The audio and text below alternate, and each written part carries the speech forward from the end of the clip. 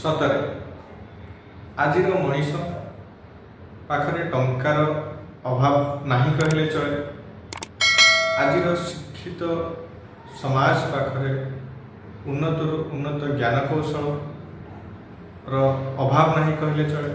କିନ୍ତୁ ଏହାର ମଧ୍ୟରେ ହୁଏତ ଆମର ମନୁଷ୍ୟ ସମାଜ ଟଙ୍କା ଆଉ ଜ୍ଞାନ କୌଶଳରେ ସେ ସବୁ କିଛିକୁ ପ୍ରାପ୍ତ କରିପାରିବ, ଏହା ଆଖି ସାମ୍ନାରେ ଲକ୍ଷ୍ୟ ରଖି ବୋଧହୁଏ ସମାଜ ପ୍ରକୃତିର ମୂଲ୍ୟକୁ କେଉଁଠି ନା କେଉଁଠି ମୂଲ୍ୟହୀନ ଭାବି ଦେଇଛି, ଯାହାଦ୍ୱାରା ମଣିଷ ନିଜକୁ ନିଜେ ଭାବିଛି ଉନ୍ନତ ପ୍ରଯୁକ୍ତିବିଦ୍ୟା ଟଙ୍କା ସାହାଯ୍ୟରେ ସେ ସବୁ କିଛି କିଣିପାରେ। ସତ, ସବୁକିଛି ସେ କିଣିପାରେ, କିନ୍ତୁ ଏତେ ଜ୍ଞାନର ଅଧିକାରୀ ମନୁଷ୍ୟ ହୁଏତ ଏକ ଅଜ୍ଞାନର ଅନ୍ଧପୁଟୁଳି ଆଜି ବି ତା ଆଖିପଟରେ ବାନ୍ଧି ଦେଇଛି, ଯାହାଦ୍ୱାରା ସେ ଗୋଟେ ପ୍ରକୃତିର ମୂଲ୍ୟକୁ ମୂଲ୍ୟବୋଧ ବୋଲି ଭାବେ। ନମସ୍କାର, ଜୟ ଜଗନ୍ନାଥ। ଆପଣଙ୍କୁ ଏସ୍ଆର୍ ଲଭ୍ ଏକ୍ସପ୍ରେସର ଚ୍ୟାନେଲକୁ ସ୍ୱାଗତ। ଆଜିର କାହାଣୀ ଟିକେ ଅଲଗା, ଆଉ ବିଳମ୍ବ ନକରି ଆଜିର କାହାଣୀକୁ ଆରମ୍ଭ କରିବା। ମୁଁ ଗଛଟି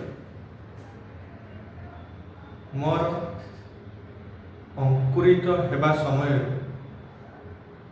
ମରିବା ବା ବୃଦ୍ଧ ହେବା ସମୟ ପର୍ଯ୍ୟନ୍ତ ମୁଁ ଦେଖିଛି ଏ ଦୁନିଆ, ମୁଁ ଦେଖିଛି ଏ ସମାଜକୁ, ମୁଁ ଦେଖିଛି ଏ ସମାଜର ଲୋକମାନଙ୍କର ବ୍ୟବହାର ଚାଲିଚଳନ। ମୋ ଜୀବନରେ ବି ଜଣେ ଉତ୍ତମ ବନ୍ଧୁ ଥିଲା। ସେ ମୋ ପାଖରେ ବାଲ୍ୟାବସ୍ଥାରୁ ବୃଦ୍ଧ ମଧ୍ୟ ହୋଇଛି, ତାହା ମୁଁ ବି ଦେଖିଛି। କହିବାର ଉଦ୍ଦେଶ୍ୟ, ମୋର ବନ୍ଧୁ ଯେତେବେଳେ ବାଳୁତ ଅବସ୍ଥାରେ ଥିଲା, ଛୋଟ ଥିଲା, ଧୀରେ ଧୀରେ ସେ ବଡ଼ ହେଲା। ମୁଁ ବି ସମୟ କାଳକ୍ରମେ ବଡ଼ ହେବାକୁ ଲାଗିଲି। ମୋର ବନ୍ଧୁ ପିଲାବେଳେ ମୋର ଏଇ ଗଛ ବା ମୋ ଏଇ ମସ୍ତିଷ୍କ ବା ମୋର ଏଇ ବକ୍ଷର ତଳେ କେତେ ଯେ ଖେଳିଛି, ମୋ ଗଛର ଛାଇ ତଳେ କେତେ ଯେ ବସିଛି। ଦୁଇ ଜଣ ଧୀରେ ଧୀରେ ସେ ପ୍ରତିଦିନ ମୋ ପାଖକୁ ଖେଳିବାକୁ ଆସେ, ଆଉ ଧୀରେ ଧୀରେ ଆମେ ଦୁଇ ବନ୍ଧୁରେ ପରିଣତ ହେଉ। ପ୍ରତିଦିନ ମୋ ବନ୍ଧୁ ମୋ ପାଖକୁ ଖେଳିବାକୁ ଆସେ, ଆମେ ଉଭୟ ମିଶି ଖେଳୁ, ଆଉ ସେ ଫେରି ତାର ଘରକୁ ଚାଲିଯାଏ। ଏମିତି କିଛି ଦିନ ଗଲା। ମଣିଷ ବଡ଼ ହୁଏ। ମଣିଷ ଯେତେବେଳେ ବଡ଼ ହୁଏ, ନିଜର ଆଶା, ଅଭିଳାଷା, ଆକାଂକ୍ଷା ମଧ୍ୟ ବୃଦ୍ଧି ପାଏ। ମୋର ବନ୍ଧୁର ମନରେ ବି ସେମିତି କିଛି ଆଶା ନାହିଁ। ମନରେ ମୋର ବନ୍ଧୁଙ୍କର ଥିଲା, ଛୋଟ ପିଲା ତ, ଖେଳନା ପାଇଁ ମନରେ ଆଶା ଥିଲା। ଖେଳନା କିଣି ଖେଳନାରେ ଖେଳିବ, କିନ୍ତୁ ପାଖରେ ଟଙ୍କା ନଥିଲା। ପ୍ରତିଦିନ ଯେପରି ମୋ ପାଖକୁ ଆସେ ଖେଳିବା ପାଇଁ, ଦିନେ ମଧ୍ୟ ଆସିଲା। ହେଲେ ମୋ ବନ୍ଧୁର ମନକୁ ମୁଁ ପଢ଼ିନେଲି। ବନ୍ଧୁକୁ ପଚାରିଲି, ତମର କ'ଣ ଦରକାର? ଆଜି ମନ ଦୁଃଖ କାହିଁ? ପ୍ରତିଦିନ ଭଳି ଆଜି ସେ ମୁହଁରେ ହସ ନାହିଁ, ଆଜି ସେ ଉଲ୍ଲାସ ନାହିଁ କ'ଣ ପାଇଁ? ମୋର ବନ୍ଧୁ ମୋତେ କହିଲା, ତୁ ତ ସାମାନ୍ୟ ଗଛଟିଏ, ମୁଁ ତୋତେ କହିଲି, ତୁ କ'ଣ ମୋତେ ତାହା ଦେଇପାରିବୁ? ମୋର ବନ୍ଧୁକୁ ମୁଁ କହିଲି, ନିଶ୍ଚୟ ମୋତେ କହିକି ଦେଖ, ଯଦି ମୁଁ ପାରିବି ନିଶ୍ଚୟ ତ ଦେଇପାରିବି। ମୋ ସାଙ୍ଗ ମୋତେ କହିଥିଲା, ମୋର ଖେଳନା ଦରକାର, ଆଉ ମୁଁ ସେ ଖେଳନା ସାହାଯ୍ୟରେ ଖେଳିବା ପାଇଁ ଚାହୁଁଛି। କିନ୍ତୁ ଗଛ କିଛି ସମୟ ରହି ଉତ୍ତର ଦେଲା, ମୁଁ ତ ସାମାନ୍ୟ ଗଛଟିଏ ସତ, ମୁଁ ତମକୁ ଖେଳନା କିପରି ଦେବି? କିନ୍ତୁ ଗୋଟିଏ ଉପାୟ ଦେଇଥିଲେ ତାଙ୍କର ବନ୍ଧୁକୁ, ମୁଁ ତୋତେ ଖେଳନା ଦେଇପାରିବି ନାହିଁ ସତ, ହେଲେ ମୋ ଗଛରେ ଫଳିଥିବା ଆମ୍ବକୁ ନିଶ୍ଚୟ ତୁ ନେଇ ଖେଳନା କିଣିପାରିବୁ। ସାଙ୍ଗ ଯେତେବେଳେ ପଚାରିଲେ, କେମିତି ତ ଆମ୍ବରୁ ମୁଁ ଖେଳନା କିଣିପାରିବି? ଗଛ ଉତ୍ତର ଦେଇଥିଲା, ଏଇ ମୋର ଆମ୍ବକୁ ନେଇ ବଜାରରେ ବିକ୍ରି କରିବି, ସେଥିରୁ ଯେଉଁ ଟଙ୍କା ମିଳିବ ସେଇ ଟଙ୍କାରେ ତୁ ଖେଳନା କିଣିବୁ। ବନ୍ଧୁ ମଧ୍ୟ ବେଶ ଖୁସି ହେଲେ। ଗଛରୁ ଚଢ଼ି आंब तोड़िले बजार बिक्री कले आ खेलना आनिले आ निजे खुशी खेलना सहित खेलिले एमती समय बीती चलला बंधु प्रतिदिन आसुए गछ सह खेलु थाए बुलु थाए बसु थाए सब किछि ठीक ठाक चलु थाए समय कालक्रम बंधु धीरे धीरे बालक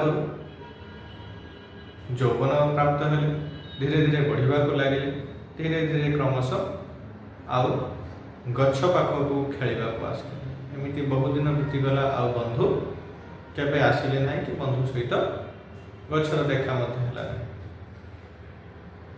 हेले हठात दिने जितेबले निज बंधु को सामने देखीदेले गछ चिन्हीगला मोर बंधु बोली आउ निज सांगर वेशभूषा जानीगले सांग मोर बहुत बड़ लोक आ बहुत बड़ हो जाए हेले सांग पचारा मु तो पाखक पूर्वपरी आसीपार ना कौन पाई ना एबे मु बड़ हेली आउ से समय नहीं कि मु छोट नहीं मु तो पाखरे आसी प्रतिदिन खेली आउ जदि मु तो पाखरे प्रतिदिन आसी खेली मोर स्त्री मोर पिला एमानंकु पोषिब किए से भरण पोषण कर से आज समय किसी अलग मु तो पाखक आसीपार ना हेले आज आसी कौन जिते गछ पचारा से सांग कहे मो स्त्री एकाजित ताको गोटे भल पलंक दरकार जोटा कि ओरिजिनल हाथ तैयारी आज भेजाल मार्केट भितर मु ओरिजिनल काठरे भल पलंकटा आनी पाकोट आ बंधु वृक्ष सांगर कथा शुणी बुझीगला एवं पूर्व भली कहला मु तो ते पलंक दे पारिबी नहीं हेले मोर डाल को मत दे पारिबी जहाँ को नहीं तू पलंक मध्य बन पार बंधु गछरु डाल सब काटी नहीं चलीगल फिर किसी दिन गला आउ देखा देला एमती समय बीतीगला पुणी दिने सांग आसला पुणी से भाई कथा से सांगर आवश्यकता थिला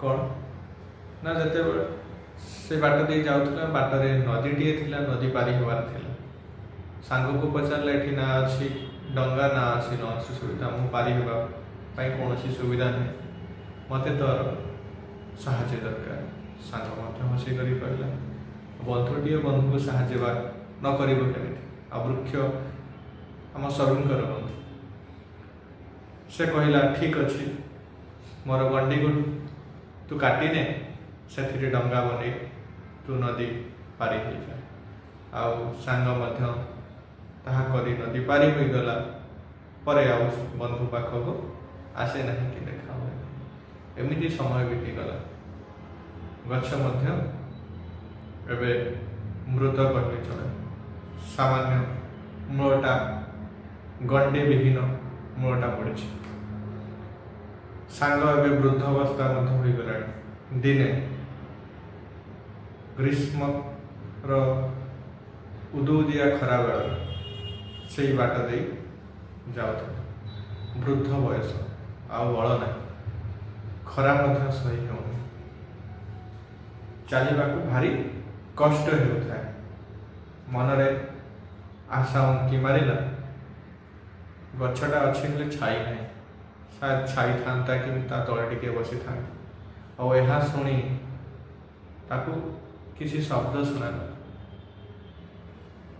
मु तो कष्ट देखिपार ना तू मोर सांग तू मोर बंधु तते आज मु सबु किछि देई देइछि आज छाईटे देवाई आज मो पाखरे किछि ना तोर जिते बड़े जहाँ दरकार थिला तोर स्वार्थ पाई तू मो पाखक आसीछु मु तते सबु किछि देइछि पिला बेले खेलना किनिबा टंका मध्य देइछि पलंक देइछि डंगा देइछि हेले आज छाई देवाई मोर शरीर ना शरीर विहीन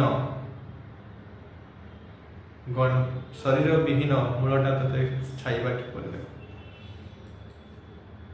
मनीष निजर स्वार्थ पाई से निज आगामी पीढ़ी कथा को मध्य भावेनी आखि आगे रखे मनीष भावे कि मु टंका दे सब किसी किनेदेवी आउ एतिकी कथा शुणी बंधुर आखिर लुह झरीगला से तार भूल बुझी पारा हेले तार बंधुर स्वर कुआड़े हजिगला।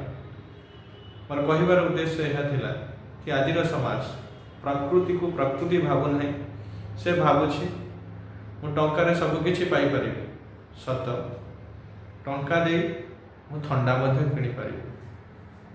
मार्केट रे बहुत सारा एडवर्टाइजमेंट होछि एसी नियंतु एबे ठंडा रहबो ओडिसा, तो प्रकृत रे एसी मनीष ठंडा देव ही ना। आम एसी किनि परिबा टंका दे, हेले टंका दे गछ देउथिबा अमूल्य संपद किनि परिबा नहीं। गछ ताहा मध्य कहिथिला मु दुनियार सबुठु कोटी व्यक्ति होई थांती जदि मु प्रत्येक व्यक्ति ठारू प्रतिदिन अम्लजान बाबद रे टंका लेखा नहीं थांती मु प्रतिदिन 150 कोटी टंका मो पाखरे थांती।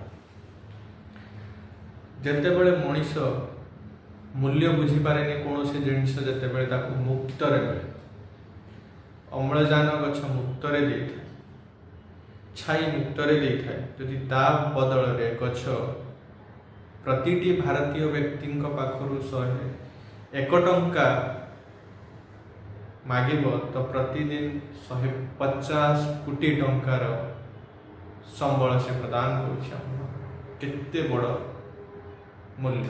किंतु आजिर मनीष ताहा बुझी पारे निजर स्वार्थ पाई गछ काटी चले, निजर स्वार्थ पाई गछर डाल।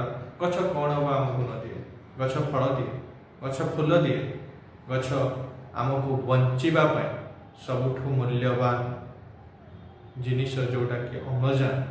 केवल सेतिकी नुह, गछ बहुत गुड़ाए दिगरु आमको साहाय्य करे, आम सृष्टि को संतुलित बजाय रखे।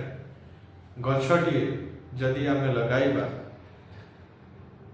गछ मृत्तिका को मध्य संरक्षण करी रखि थाए, जहाँ को आमे सॉइल इरोजन बोली कहउछंती, ताहा को मध्य गछ नियंत्रण रखि थाए।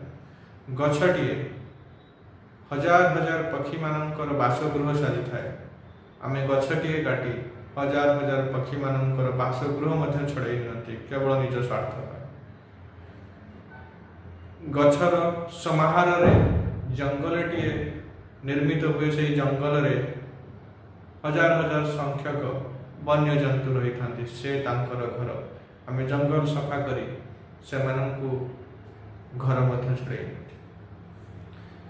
आजिका समय रे गरम एते जे बढ़ी चली, तेणु आमे गरम रु बचिया पाई एसी कूलर व्यवहार करुछंती सत, किंतु एसी रु निर्गत सीएफसी गैस जहाँ को क्लोरोफ्लोरोकार्बन बोली कह जाए, जेम गैस आम शरीर रे स्किन कैंसर महामारी सृष्टि करिथाय। गोटे बहुत बड़ रोग जदि देखा जाए प्रति 1 लाख भारतीय मध्य प्रति 100 जन कैंसर पीड़ित WS डाटा अनुसार।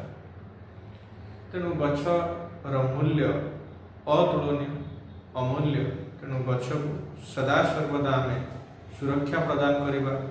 गछटी निज पाई नहेले आगामी पीढ़ी पाई निश्चित आमे लगाइबा, तार जत्न नबा।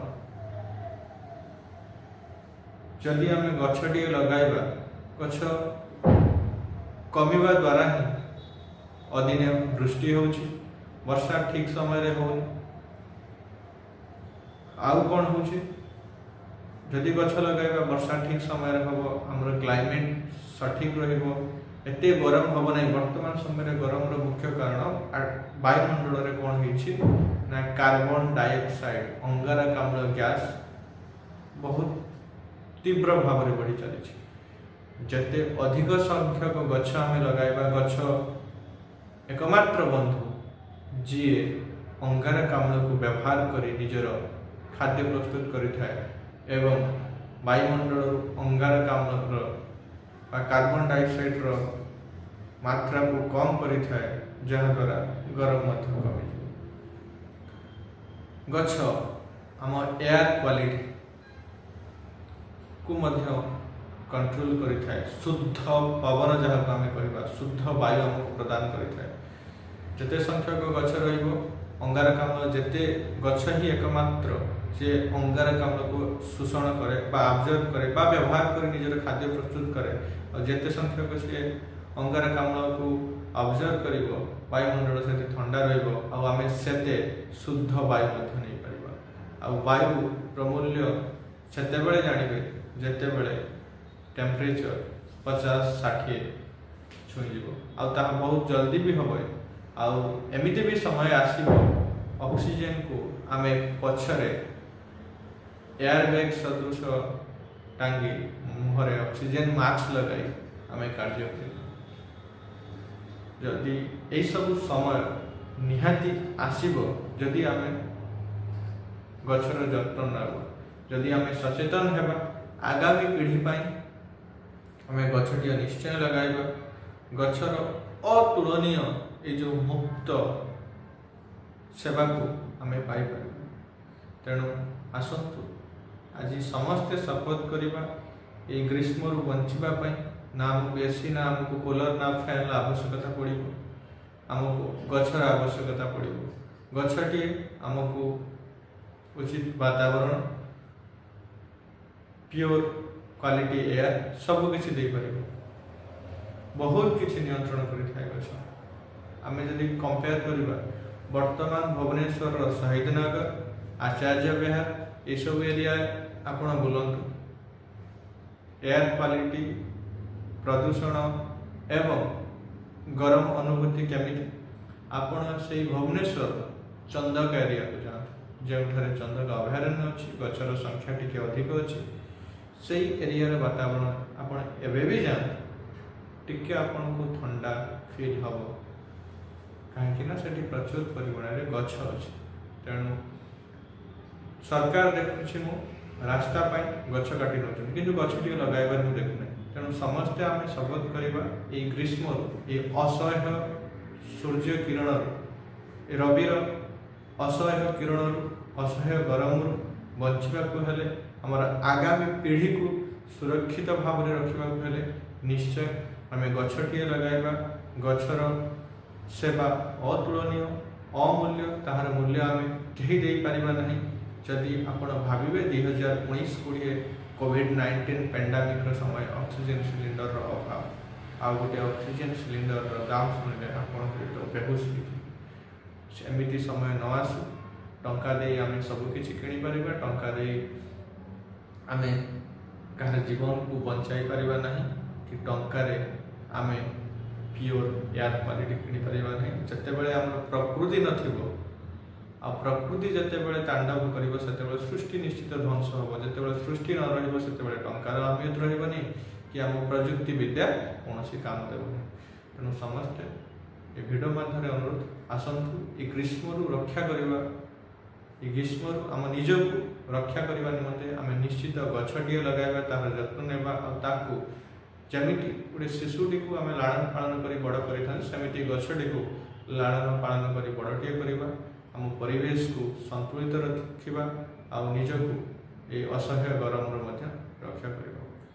धन्यवाद। वीडियो भल लगे लाइक कमेंट शेयर करेंगे। जय जगन्नाथ।